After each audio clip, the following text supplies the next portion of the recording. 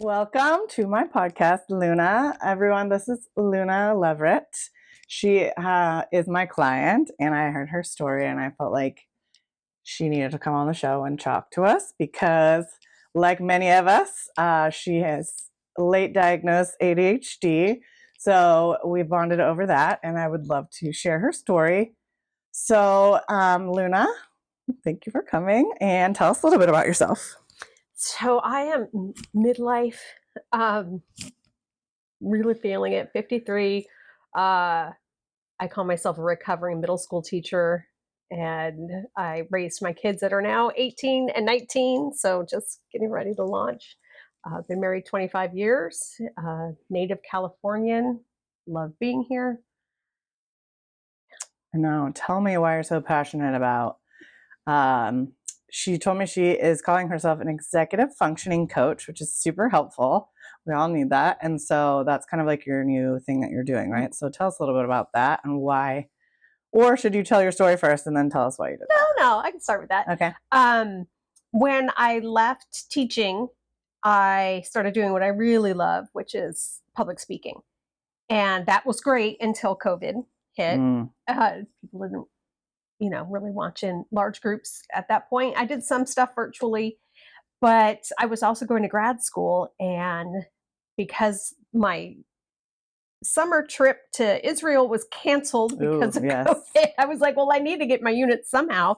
So I started taking coaching classes and I fell in love. And I think they really complement speaking, where I get up and I teach things and get you inspired to do things, but then you leave and you go, but I don't know how to, and, would you hold my hand or, and so the coaching really came into play. And then I started coaching specifically students that have executive function skills challenges. Yes. So that includes ADHD people, but there are people who have executive function challenges that aren't diagnosed ADHD. So the best explanation that I've heard is you have an orchestra and everyone knows how to play their individual instruments, but it's the conductor that kind of keeps everybody in line and signals the time and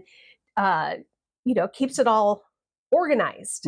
Well, people with executive functions challenges don't have that orchestra, or the conductor is not great. Okay.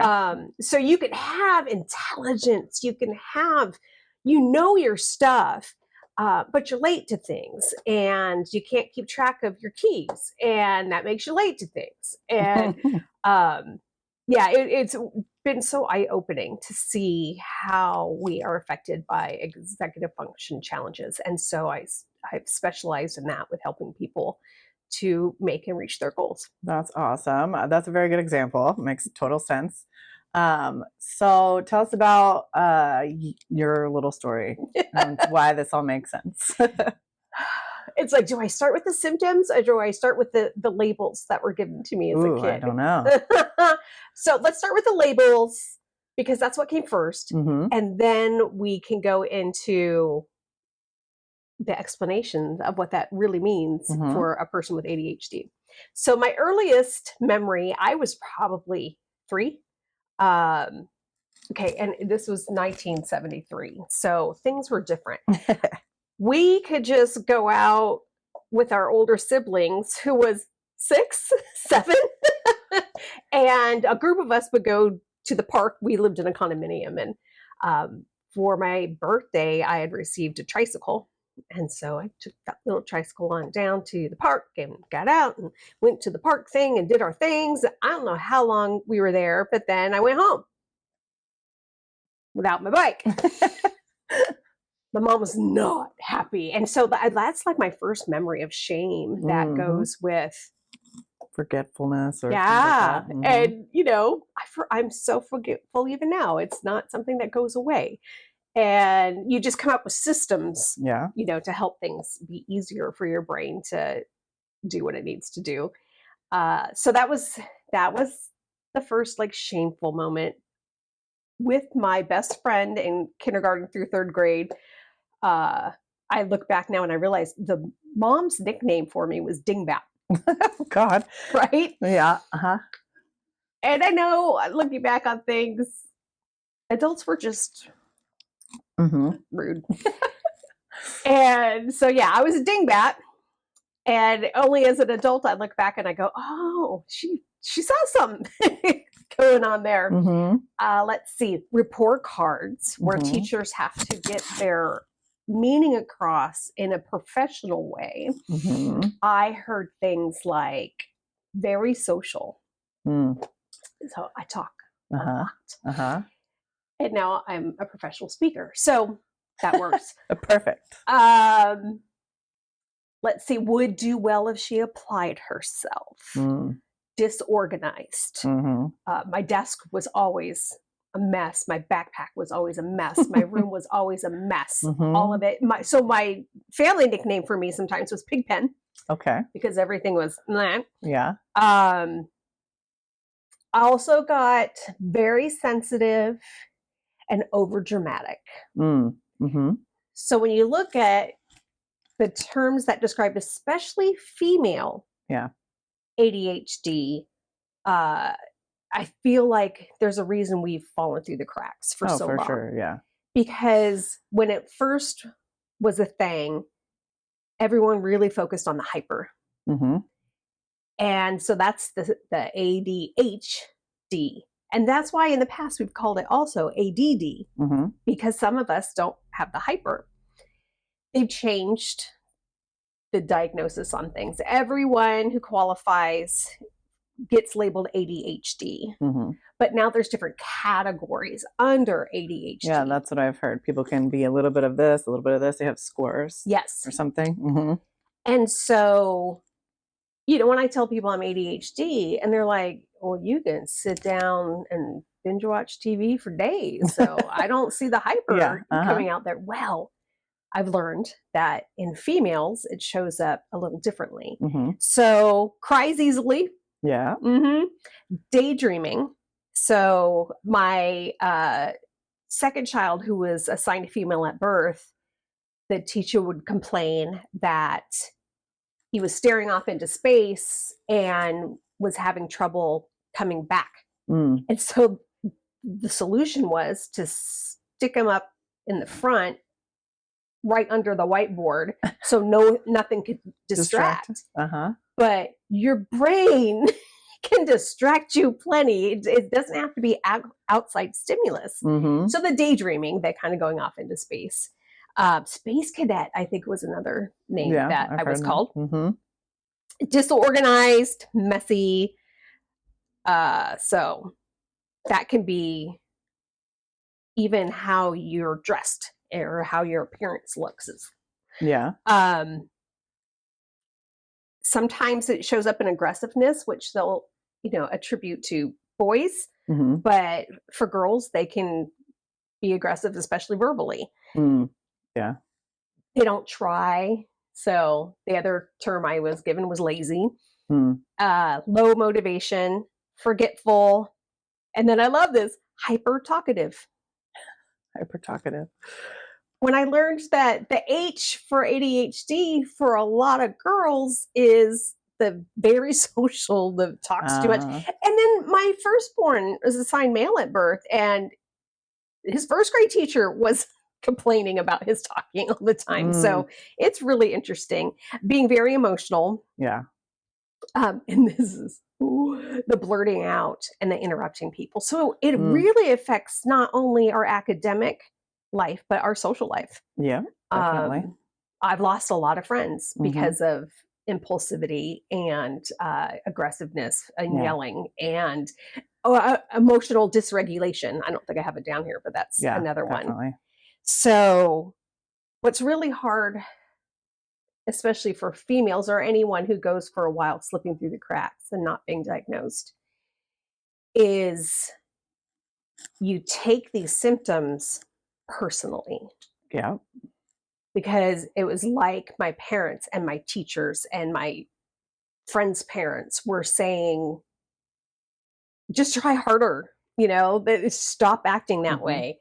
And what I've learned with the executive function skills is you can tell a kid, like, if they can't see because they don't, their prescription is off and they're having trouble seeing the board and they're squinting, or they hold their books really close to their face, um, or they're getting things wrong. A parent can condition them to stop squinting, stop holding the book so close to your face, stop getting things wrong, but it doesn't take care of the Doesn't problem. fix the problem. Yes. But with some help, whether it's Mhm. medication, whether it's behavioral therapy, whether it's coaching, you can help the child to be able to work better. That's such a good example. I like Yeah. that. Because it's not like a disability necessarily. You just need a little bit of help and assistance figuring things out. Because Yep. those internal shame things that we create with all the people talking to us and telling us things about ourselves, we just take it to heart and think that it's a personality defect when it's not. So that makes total sense. Yep. Yep. So my grades were fine. The grades were fine. Like in high school, 3.50. In college, a little lower than that. But I graduated. It was a struggle. Yeah. Looking back, I've read my college journals, Mm-hmm. and it was just a few years ago that I read them. And I'm like, oh, baby girl, you are beating yourself up every day for, why do I keep doing this? Why do I put off everything until finals? Why do I end up pulling all-nighters to get a paper written? Why, like I would, it was really bad when I would clean my room. Instead of studying, instead of writing that paper you need to do. I still do that. Right? Oh my gosh. Oh my goodness. But reading these journals, I was able to go, oh, this was all ADHD. Makes sense. Yeah. Oh my gosh, you poor kid. Mm-hmm. And so when I was 25, I went back to school to get my teaching credential. Mm-hmm. I was taking a night class, and our light rail stopped right by a Starbucks, 1995. Like, what is this? And I started ordering mocha Valencias. Starbucks, if you're listening, bring back the mocha Valencias. I know there's a whole group of us that really, really miss that. I never had that. Oh, sounds good. Well, and not only does it taste amazing, it's orange and chocolate. Oh. But it had an extra shot of espresso automatically given in it. There you go. So I'm ordering a grande and not realizing I'm getting 3 shots of espresso. And I was not a coffee drinker before this. And so I would go to a 7 p.m. math class, not my favorite subject. Me either. And I would sit still and I would be able to pay attention to the professor, and I was getting the concepts. And I'm like, You're like, what's happening? The only thing that's different, because I'm a night owl, so that's fine, was this drink I was having. Oh, caffeine, stimulant. What do they give to kids with ADHD? Adderall, Ritalin. They're stimulants. And instead of making me more awake and more hyper, like that's kind of what I was expecting, it calmed me down and gave me more focus. So that was the first time I thought, I wasn't diagnosed until I was 38. Yeah. And when I did go in, so this is how I kind of started connecting it then. I was taking different medications, some for, sinus infections, some for antidepressants.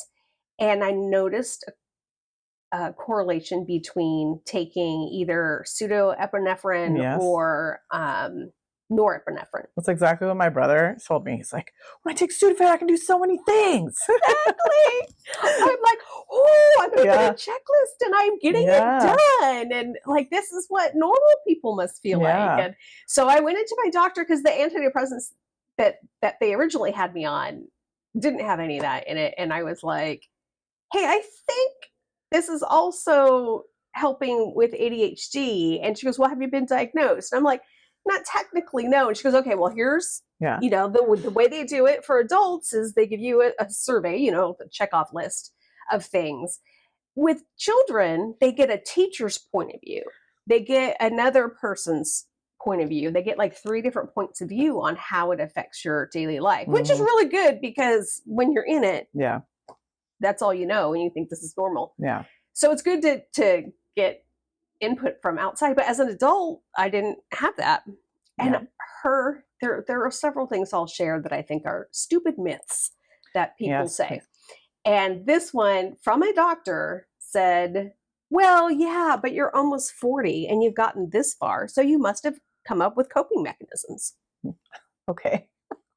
I'm like, do you want to go see my house? Oh, yeah. And see what it looks like?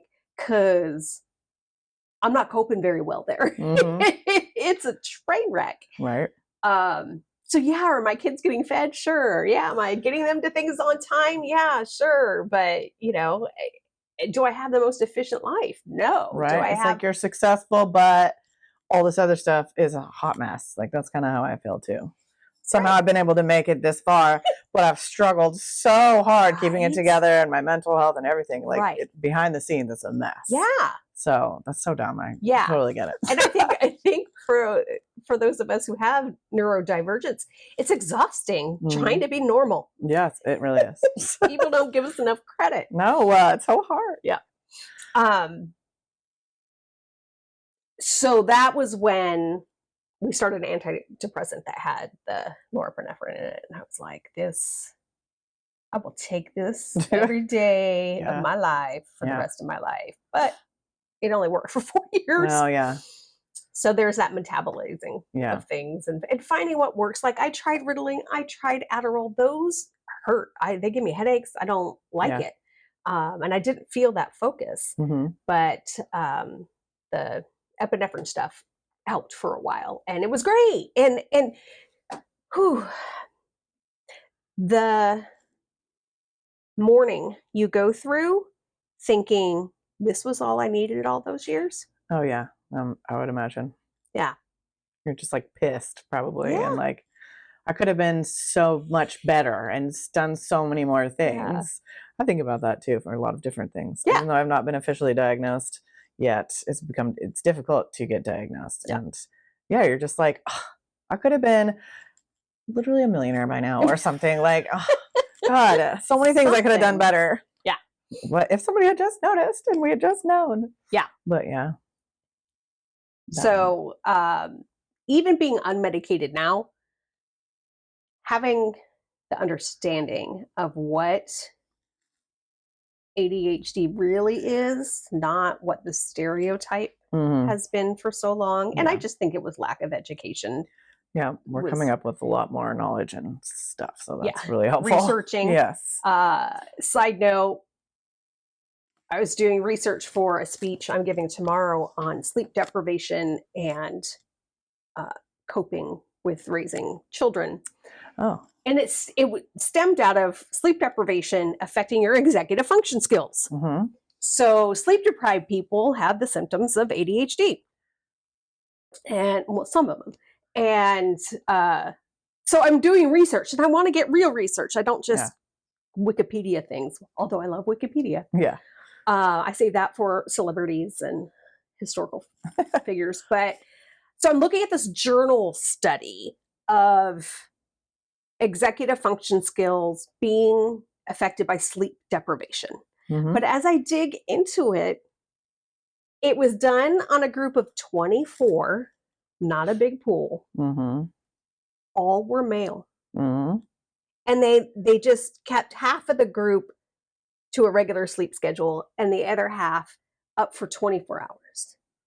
And I'm like, can we talk about 2 years? Yeah. Like, there's so much more. So back to the ADHD research, so much of it was just done on boys. Yeah. That there are gaps in our understanding of it, but we're starting to close it. And that's why diagnosis criteria has changed.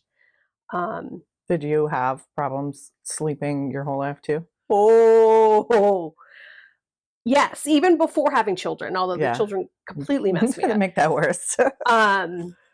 and I think a lot of it is genetic. I see my mom struggling with it as well.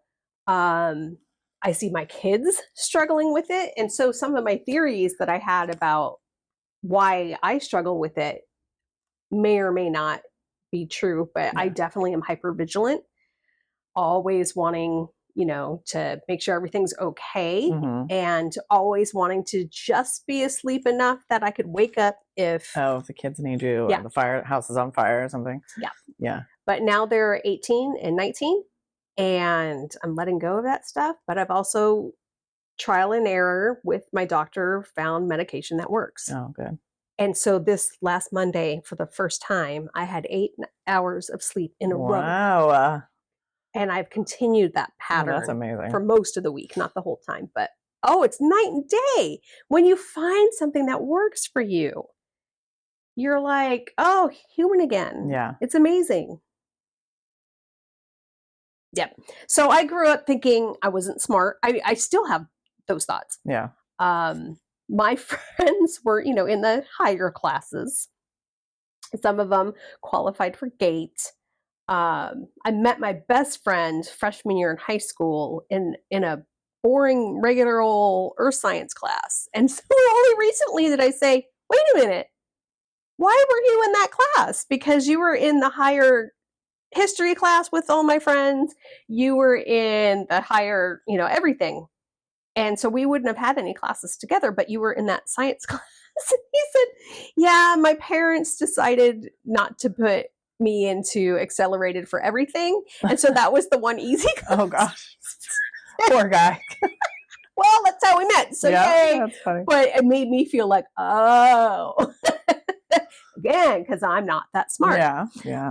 But it's not true. I mean, I've had plenty of things to show me that, you're intelligent, but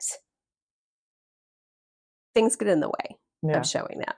Oh, I've had that so much in my life too. I literally thought it was so stupid, but I was also homeschooled and had a lot of issues from that, and probably a mother who has ADHD, and then 2 other children in the family who also have ADHD, and I'm the oldest girl, so like there was just all these things. It's just I just felt so dumb. Yep. And all of my other homeschool friends also felt the same way.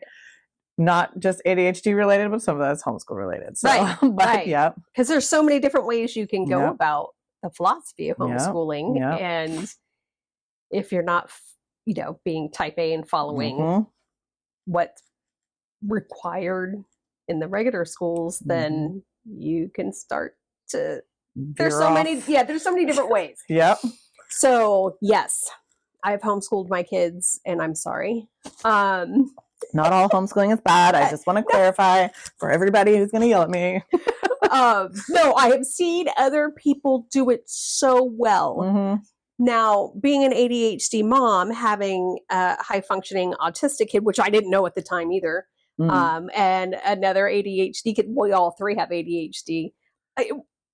I was not the one. That's a really hard job. And to try to wrangle 2 other people besides yourself, like that's a lot. Yeah. So even not homeschooling, it's hard enough, huh? Yeah, like being a mom with ADHD, I don't think there's enough research out there on that yet. Maybe I'll write a book, but it's just like this idea of what boss moms get done. I'm like, I'm going to have to be a just okay mom on that, but I will be fun. Yeah. My kids have had a lot of fun and adventures with me. And then the other thing is the sense of humor. I would take that over anything.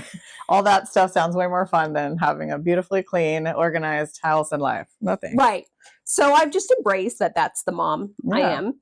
And I've learned recently that the sense of humor, like a few years ago, I took a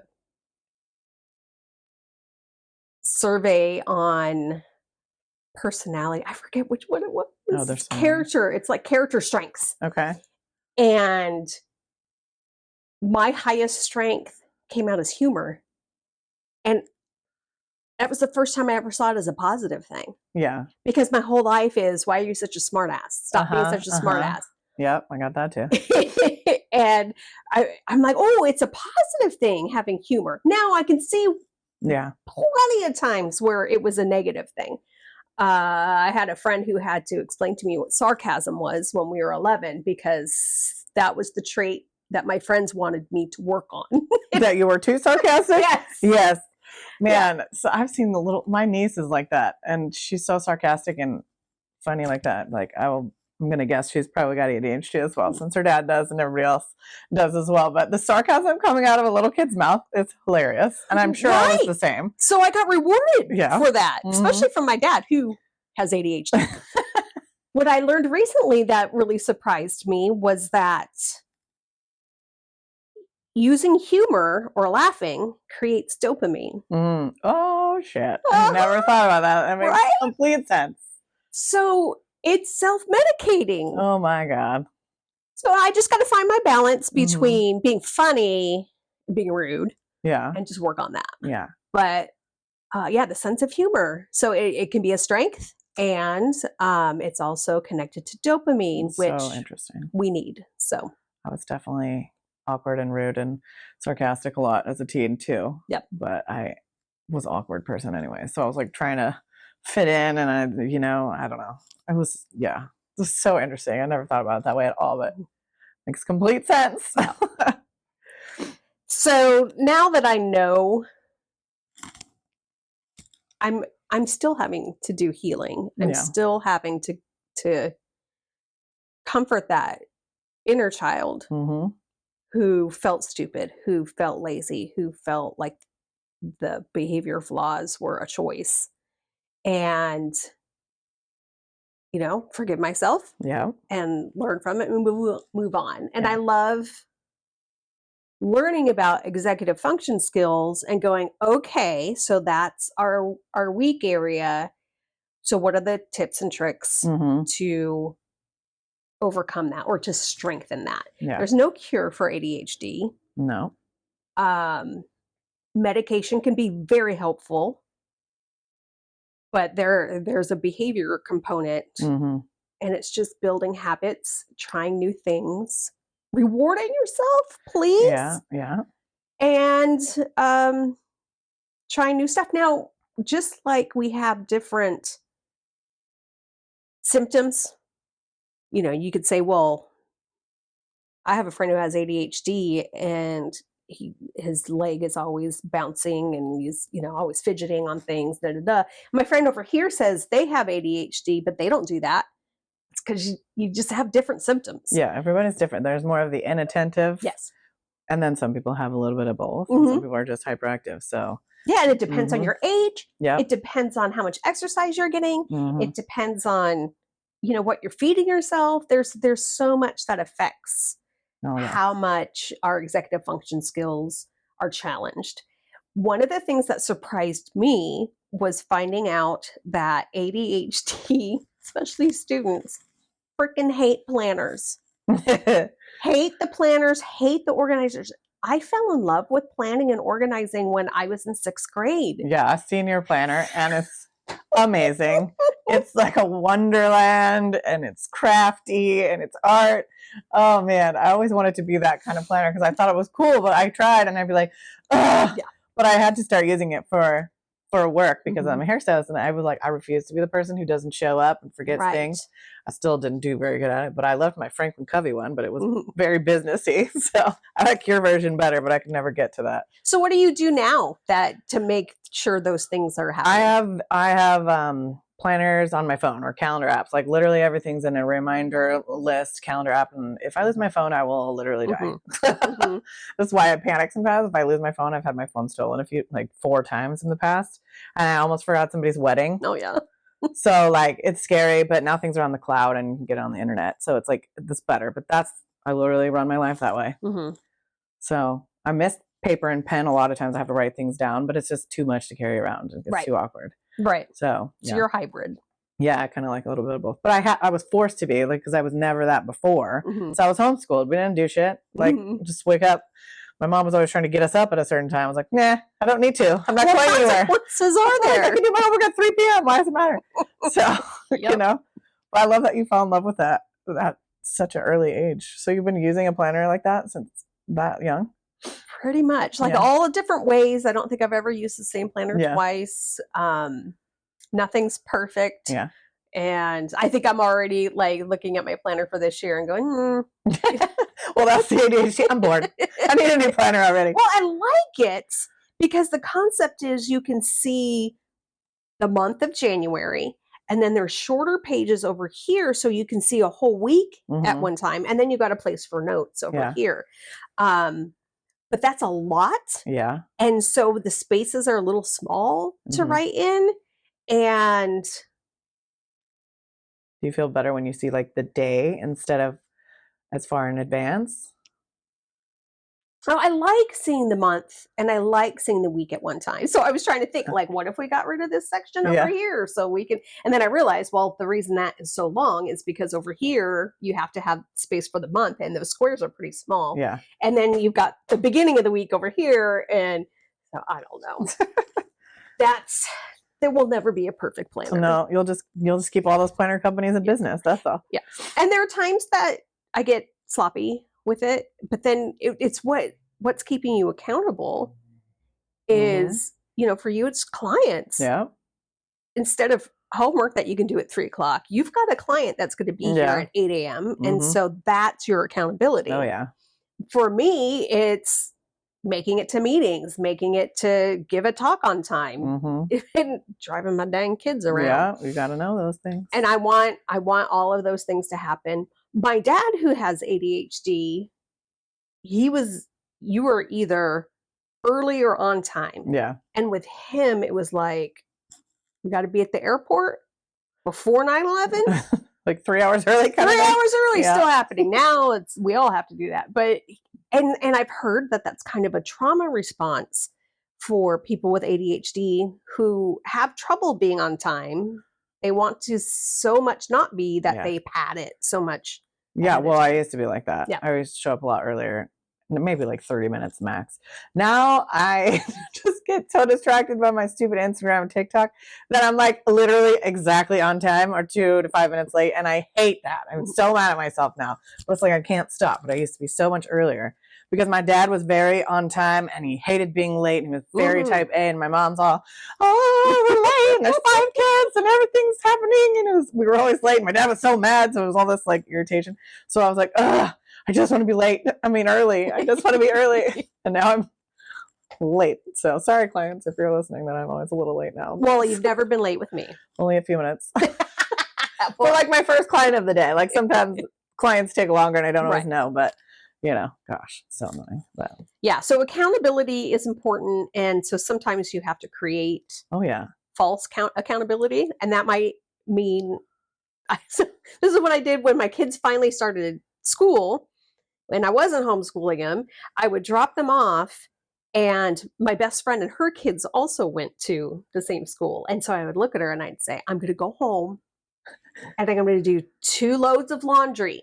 So when I get back, ask me if I did 2 loads of laundry, not knowing this was a total executive functioning skill trick. It seriously is. Yeah. That accountability is amazing. I have never done so well until I have accountability, which is why I did well in school, which is why I sucked at homeschool because it was my parents. Yeah. Yeah. I got like A's and B's at college, even though I thought I was the stupidest person on the planet. Yeah. Because I was sitting there and I had deadlines and I knew, and it was all on me. And like, that is literally, I'll have to call my friend and be like, I'm going to do this thing, and then check on me later, or come help me do it. Or it really makes a difference. Yeah. One of my favorite tricks is before and after pictures. Yeah. So that's a good idea. I've got all the clutter all the time. And so I will focus on one section. I will take a picture of what it looks like in real life. And then when I'm done with it, I'll take a picture of what it looks like. Oh, that's a good idea. Now, and I celebrate that. It might be just a text to a girlfriend. I might put it on Instagram. But knowing that other people are seeing those things helps me to stay accountable. Oh, for sure. Well, and you're being vulnerable too in front of people, which is always hard to do. But yeah, for real, accountability is the best. Now that I hire people to keep me accountable over things, I'm so much more productive and better. So I can focus on other things too and not have to do stress. It's so much nicer. Yep. Yeah. So what else did you say that you were gonna? Are those some of your favorite tips, like the accountability, planning, and organizing? Yep. What Making else? it fun. Yeah. So for me, the planner is not only functional, and I really don't get that crafty with it. There's some women that, like, because I belong to groups on social media, and they're like showing their stuff. I'm like, I ain't got time for that. Yeah, my mom has one, and she likes to doodle in it, and the dot journal, I think, or whatever it's called, something like that. Bullet journal. Yeah, she loves that. She got me one, and I was like, I'm not a doodler. Yeah. Can't doodle, even though I'm an artist kind of person. I can't doodle. I can't make it look cute. And I'm like, it's just words. It's boring, but my mom says cute. Well, and doodling is an ADHD skill, Mm-hmm. coping mechanism. So yeah, I never got that though. right, I don't have it either. I try. I've got 3 things that I'm good at doodling, and then Yeah, I have like a couple little things, but Yeah. nothing. and then I get bored. Yeah, exactly. But I let students doodle, and Uh-huh. some teachers really had a problem with that. Oh, when you were a teacher, you did? Yeah. Oh yeah, because I knew that for people with, then this is before I knew I had ADHD, Uh-huh. but I knew from the classes that I took That it helped them concentrate. that it can help them, so they may not look like they're paying attention. And I have students that I'm coaching right now that, they say, "Oh yeah, my teacher gets really mad and won't let me doodle in class," and I'm like, "Oh, what? Yeah. Maybe you want to share this information Yeah. with them." What else are my favorite things? This I'm working on. One task at a time. What? You can't do them all at the same and start them all? Not well. Oh, done. Another thing that I've given myself permission to do, it's a mindset. The metaphor I have is vacuuming. Mm-hmm. So when a organized person comes in and vacuums, and I remember my mom trying to teach me this, you start over here and you do the lines and the clean, perfect lines, and then you do the next row, and then you got the lines, and you do the next row and you got the lines. Well, oh God, that would make me want to kill myself. Then they invented Roombas. Oh, they go all over the place. And they get it done. Mm-hmm. And I'm like, what kind of mystery magic is this? They have an algorithm. I don't know what the algorithm is. Not my job to know. But I do know that when I turn on a Roomba, it vacuums my floor, it gets it done, and then it's all good. So I've used that metaphor for how I get things done. And I have to point it out to my family sometimes. God bless my husband. He does not have ADHD. Does not understand you is what you're saying. He thinks he has some ADHD traits, but I'm like, honey, see how the 3 of us over here are communicating and handling things, and it's messy, and you're not. Sorry, you're not in our cool group, but you might have some traits. So yeah, just the other day, I was working on putting my desk together. I moved it to a new spot, and I bought some organizers, and so I decided some of them aren't going to work for the desk. I moved them over to the bathroom. I have a drawer open, everything's out, wiped like down the thing. So at this point, I have like 3 things started, and it looks ridiculous. But the Roomba goes from one thing, goes to another, bounces off that, goes to another, but eventually it gets done. Given enough time and getting obstacles out of the way, we can get things done. It just doesn't leave those perfect little lines. And that just makes some people absolutely crazy. And they can kick rocks. Yeah. Well, if you want to come to my house and do the little lines. Yeah, you do. I like it when people do it. I think that's beautiful. And I'm like, wow, I wish I could do that. Yeah. But I can't. So but a Roomba gets it done. It does. And we can get things done. I like that. That's a good analogy for our brains, a Roomba. That's hilarious. I'm always breaking down. I think that's also an analogy for my life. But so many metaphors that can go wrong with that. Like seriously. You see the videos when it runs over dog poop. Yeah.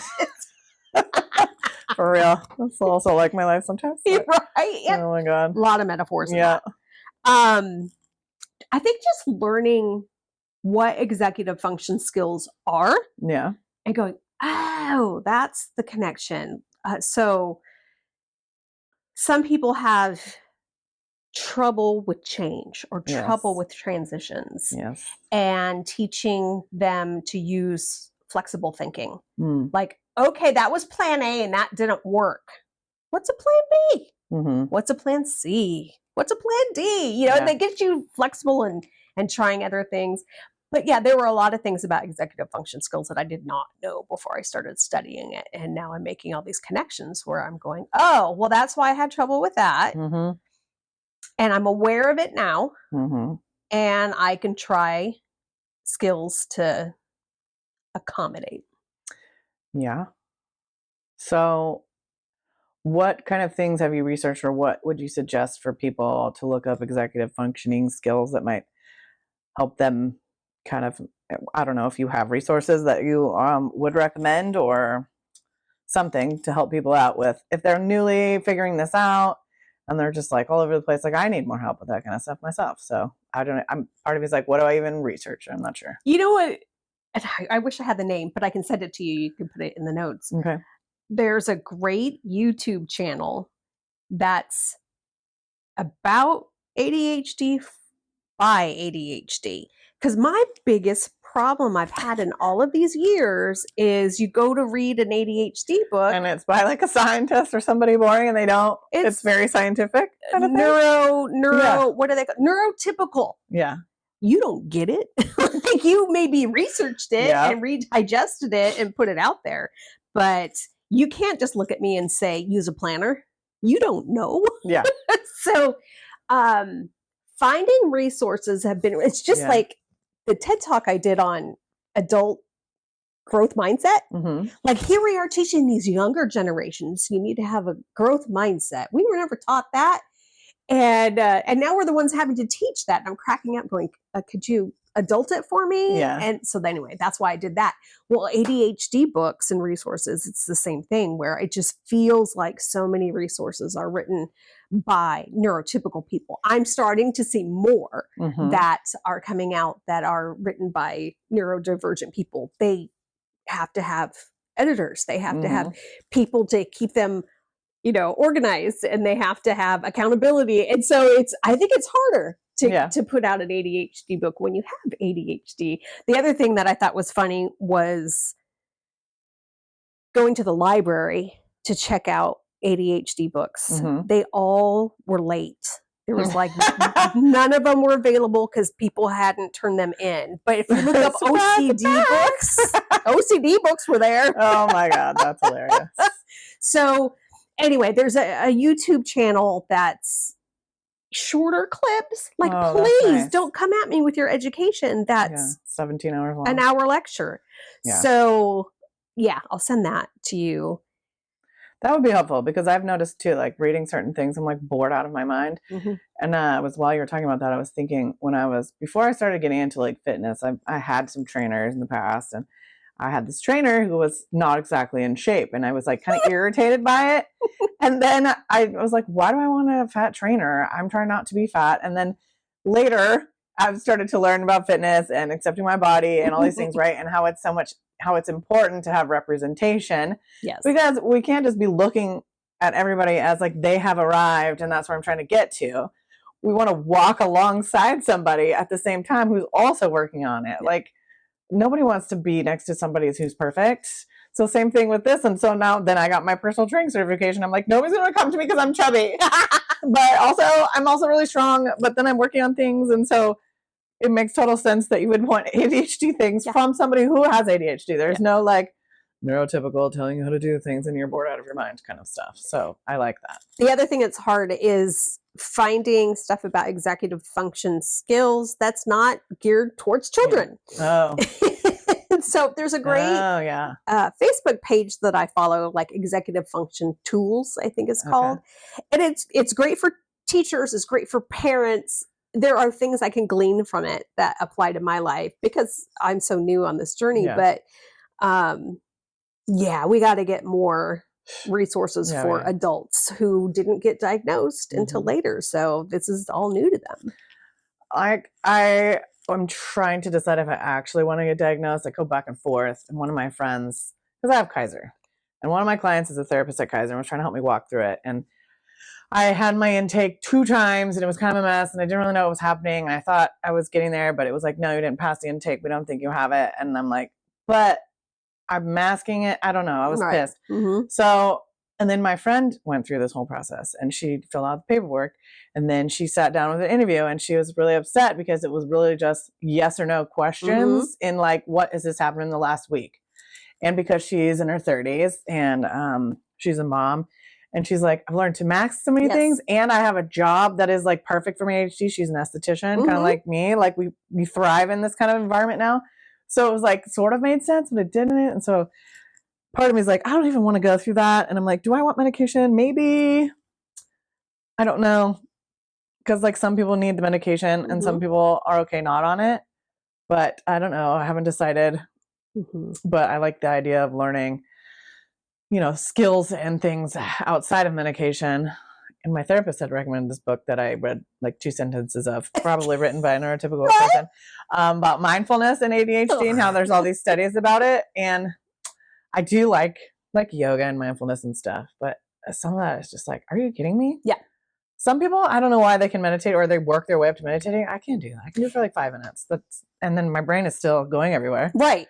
I think we need adaptive mindfulness. Yeah. That's what I learned in my, trying to take mindful yoga classes and stuff. They're like, and just let the thought come in and then let it go away like a cloud. Mine's a little rain cloud. It's storming in there. There's a ton of clouds going by over and over again. But accepting that, okay, this is where my brain is, but even quieting it helps. Any little thing you could do to quiet or relax yourself, I know for myself has helped me, like doing yoga or going work out by myself or reading or like going to the hot tub and like just different spa type of relaxing things and getting a massage. All those things help me kind of calm down and focus on what's happening right now, which is the whole point of mindfulness, is just focusing on the now and not obsessing over everything else that's happening, which is how you get anxiety and stuff, right? So when I start to obsess over the other things, then I give myself a panic attack and anxiety attacks. So the mindfulness is like, let's just focus on what's the next step right now and what's in my mind right now and move on. And that's hard to do. So the things we use to get dopamine. Yeah, let's talk about that. They become addictive or a distraction. And so you don't do the mindfulness because you're too busy. So my experiment so far this year, I want to start working on unplugging more. I need to do that too. So the thing I've done since December 1st or January 1st, and it was really easy because we were away at Disneyland, all sharing a hotel room. So I couldn't have my Audible on, listening to a story as I go to sleep. And sometimes it's beach music. It's, but that wasn't going to happen with 4 of us sharing a place. So I didn't have electronics help me to go to sleep. Yeah. And I've kept that since we got home. And I found myself now going, the medication has helped a lot too. So sleeping, we'll put that in there. But I'll lie down and I start going through all the things I'm thankful for the day. Because I found myself before, the reason I wanted noise was I kept stressing about things and beating myself up for things, or even like praying for things turns into anxiety for me. It can. It's like you're praying for your kid. Oh my gosh, are they ever going to do this? And are they ever going to live on their own? And are they ever going to drive? Turns into this huge thing. And so the thankfulness list, I like that, and falling asleep, and that's one of the habits that has been easier for me to. I've had a lot of people talking about that actually. It's with ADHD and trauma and all these things, talking about being grateful and thankful and just taking a few minutes in the beginning of the day or the end of the day to reflect. And that is really important. I don't think we always do that. And I think that's something. And then before you could do that, you got to quiet the electronics. Yeah. So I'm a big scroller. Just a doom scroller, as they call it. And I think the little indicators, the little messages are giving us dopamine. It's like, how many people liked this and how many, who responded to that. And so like the sarcasm, we get addicted to that. So if we can slow things down, I got a book. One of my books that I'm going to read this year is called Monotasking. And so it's like 12 different things to do one at a time. Okay. And we'll see how that goes. We'll see. Episode 2 next year. How's the monotasking going? Okay, I love that. Okay. So let's see. I said I would share some of the stupid things that people have said. I've already mentioned a couple. The doctor saying, yeah, but if you're getting diagnosed now, you've already used coping mechanisms, not healthy ones, but thank you. So there was my second child's teacher, the one that was like, let's go sit against the wall so you won't get distracted by what's going on around you, said to me, I think your child is having seizures because they're staring off into space and I am having a real hard time getting them back to focus. Talk about scaring the hell out of a mom. Oh my God. So that's how we ended up at the doctor's office, because I kept saying, they have inattentive ADHD. They have inattentive ADHD. And I know that doesn't look the same as hyper kid who's bouncing off the walls over there. And so he's not my kid's not distracting. And so he's slipping through the cracks. Yeah. Because it's not what you think stereotypical ADHD is. But that wasn't enough. So I finally went in and got the doctor's diagnosis. And and too little at the time and too under height and underweight to do medication at the time. I'm not sure if he ever ended up doing that. But yeah, please don't become a specialist and say things about people's kids when you're not a doctor. The other one was a school that my kids went to that was very not typical, right? Which is what I thought my kids really needed. Yeah. And so it was kind of rebellious in a lot of ways. And I loved the podcast that the founder of the school had and listened to it religiously. And then there was one day where he said, ADHD isn't real. Oh, I hate those people. And he says, I saw your kid play video games for 3 hours. He could focus.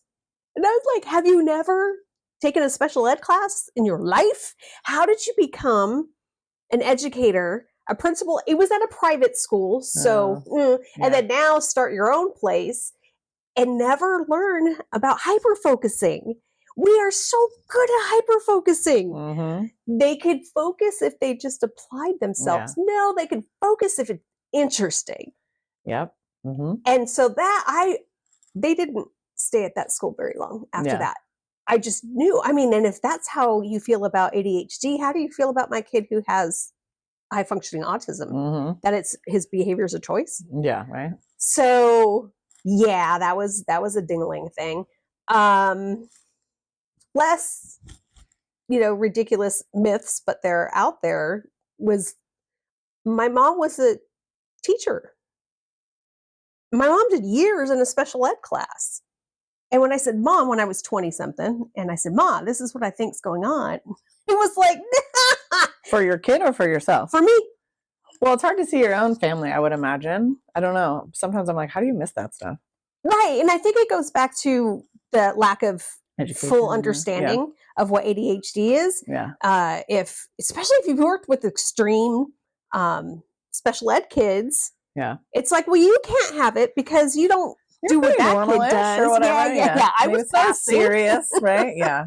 So that I found interesting. And even after getting the diagnosis at 38, I got pushed back on it. Yeah. But when I told my dad that I was studying to coach students who have executive function skill challenges and comparing it to my second child, my dad just goes, tell him that's my fault. It is genetic, supposedly. And that was the first time my 74-year-old dad ever admitted that he had ADHD. Interesting. Yeah.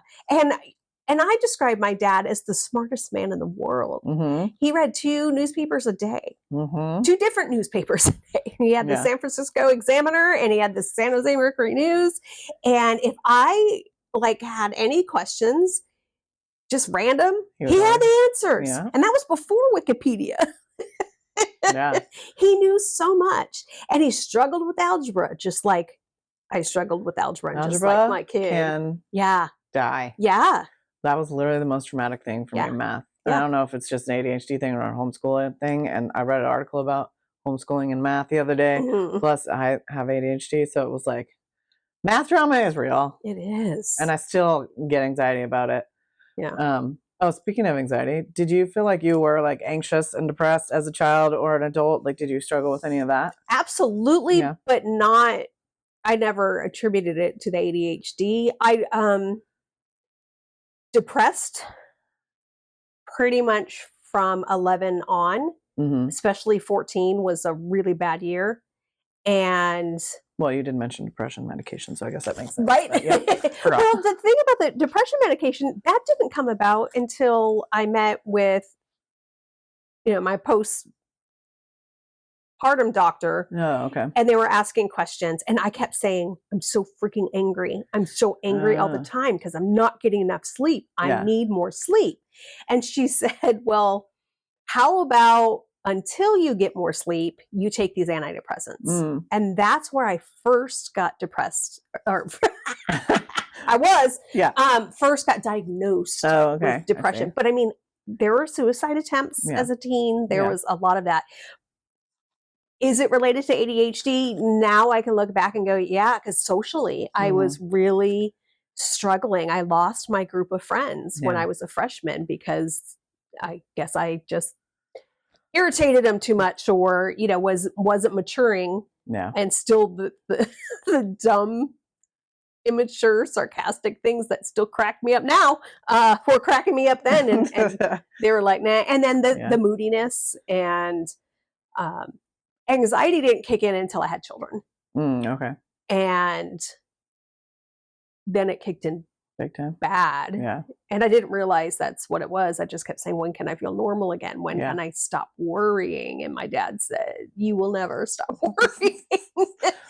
You're always a parent, no matter what. So I'm like, okay. But I'm telling you, since they both reached adulthood, the levels are low now. I'm letting go on a lot of stuff. That's good. So yeah, who knows? There's so many factors.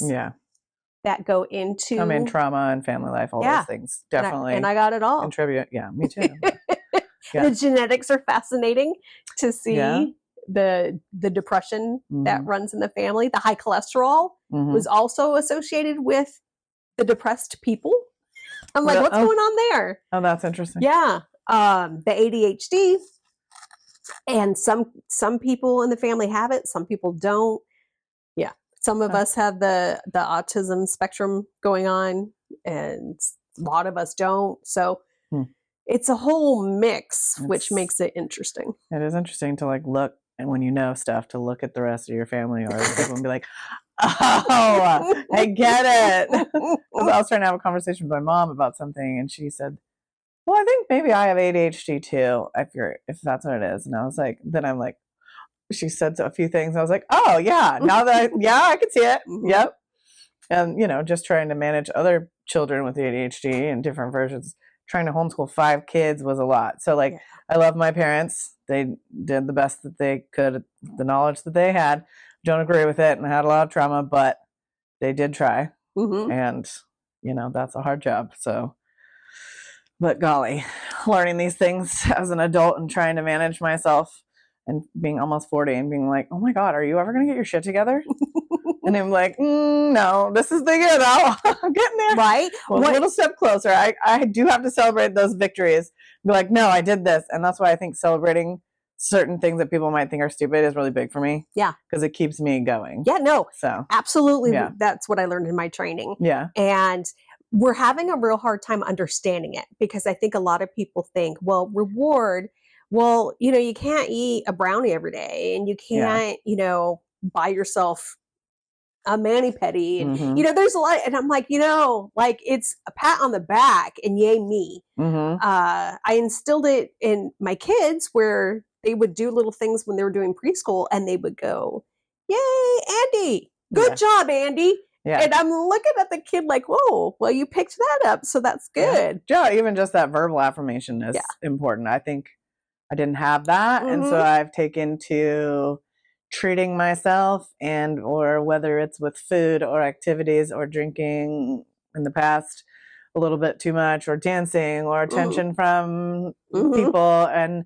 I have gotten to the point where I realize I have some impulsive shopping things for sure. Yep. That releases dopamine. Yeah. And so I am trying to work on that. I go through phases where I'm good and then I'm not. And I'm in a phase where I'm like, get your shit together. You have too much shit. You're turning into a hoarder. Yeah. And you don't need stupid things from TikTok shop. You need any more $5 leggings? No, you don't. But I need more leggings, you know? But I did really good this week. I just have a retreat. It's like this. I have to like stop that, but I have to like look at my goals. I'm very goal oriented. I don't know. Is that something for you? Oh, yes. Yeah. Some people are always like, well, my goal is to lose weight and blah, blah, blah, blah, blah. Mine are like, I have like 72 goals every year and I don't do resolutions. I have goals that I work towards. If I don't make it this year, I'm one step closer to it next year. And they do tend to stay similar, you know, patterns of things. And I don't know why. When I started doing that, it just really helped me. Yes. Yeah. And then to celebrate those things is very important. Yeah. Yes. Well, I think we have been chatting for a while. We don't want everybody with ADHD to be bored by this. Do you have any last kind of like thoughts or things you want to share? Know that you're not alone. Know that it's not your fault. Yeah. And know that there's a community that you can work with to learn things from and support each other and give each other accountability. Yeah. So, you're not alone. Yeah. We're going to put in the notes and stuff where to find you and reach out to you. But do you want to just tell some people where they can find you on the internets? Yes, on the interwebs, Luna Leverett, Luna, like the moon, and Leverett is Leverett. And so if you go to lunaleverett.com, you'll find my webpage, and it talks a little bit about the speaking and the coaching in there and my own journey. On Instagram, it's Luna Leverett Coaching. Okay. Easy peasy. All right. Well, we really appreciate you being on here. Maybe we can have another version 2 or episode 2 at some point of some other tips and tricks for people, because I swear everybody I know, especially now, and women are like, we're all like ADHD. We're all realizing it. And we're like, oh my God. Now what? Yeah. And I'm still learning stuff all the time. So in 6 months, I will have different knowledge. You'll have a whole new thing to share. So that's so great. So thank you so much for coming today to do this in my weird, awkward setup in my salon, but we did it. Thank you so much. Yes. Progress, not perfection. Exactly. Thank you. Thank you.